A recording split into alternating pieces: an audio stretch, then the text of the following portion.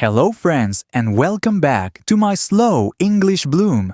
This podcast is for more advanced English listeners, all in a slow, comprehensible way. Today, I want to talk about imagination. How would you define imagination? I think imagination is something we all have, whether it's daydreaming or simply drawing, painting, writing, or having a conversation. My imagination goes wild when I'm talking to certain people. My brain comes up with crazy ideas, and I'm able to add on to the other person's opinions and perspectives. I witness it a lot when I'm teaching. I have some pretty cool students, and I have the privilege of talking to people from all around the world and having conversations about so many different topics.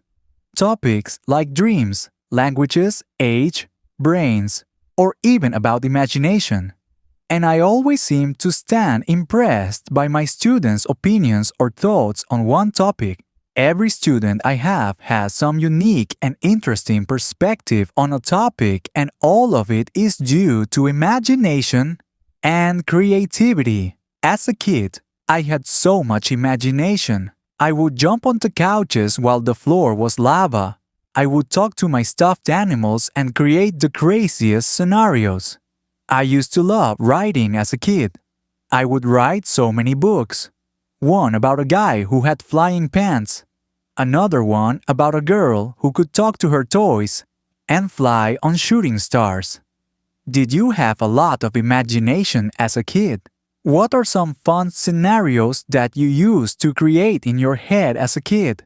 Do you think imagination is more important in childhood or in adulthood?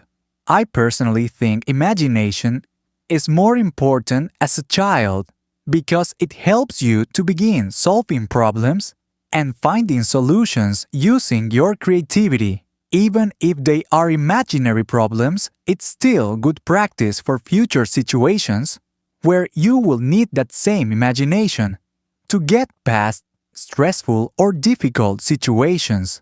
What do you think? Is it more important in your childhood or in your adulthood? I think it can also be important as an adult, since we are all creative creatures, and I think every human needs an outlet or source to express their creativity, whether it's with videos or drawings, or writing or creating things, building things. How do you express your creativity and imagination? I think imagination is very powerful. It can change the way we see the world and the way we want to see the world. It can play a huge role in careers like business, science, and art.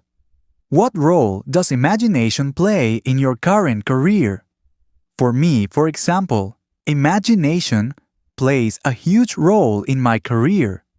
When making my lessons, I have to make them as engaging and creative as possible. I have to use a lot of imagination to create questions that will intrigue my students and help them to continue speaking and practicing their English.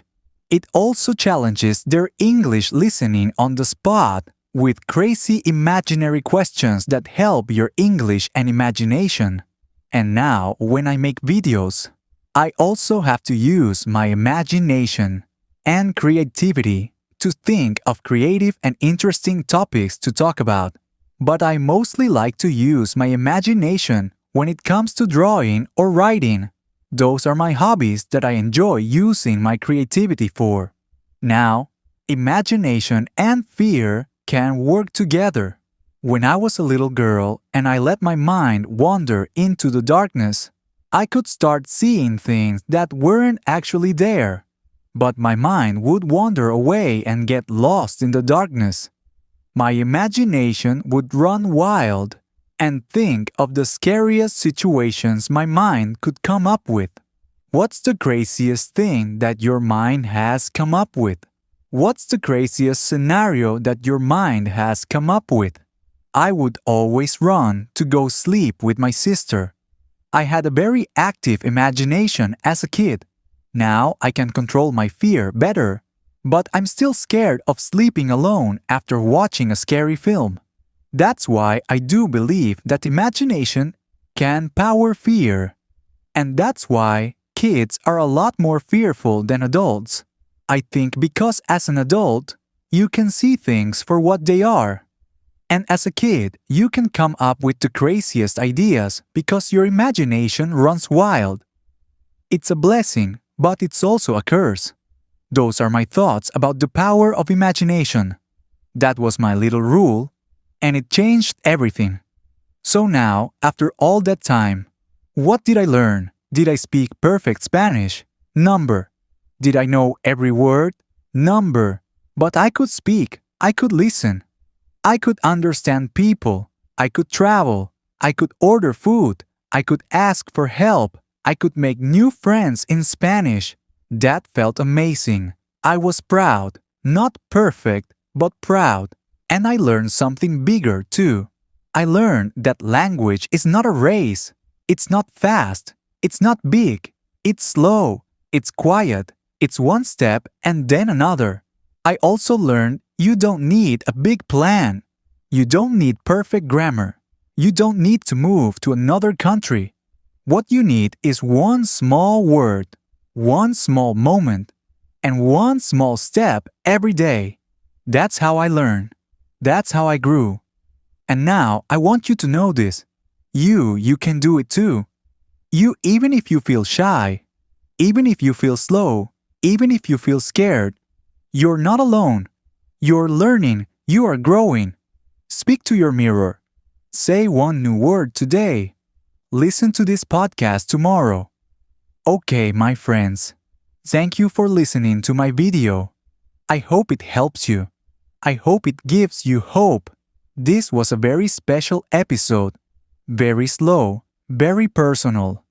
If you liked it, come back again. Share it with your friends, like this video, and subscribe to our channel. Next time, we will learn something new together. And this is English Bloom. Until next time, stay slow, stay strong, and keep believing in yourself. Bye for now.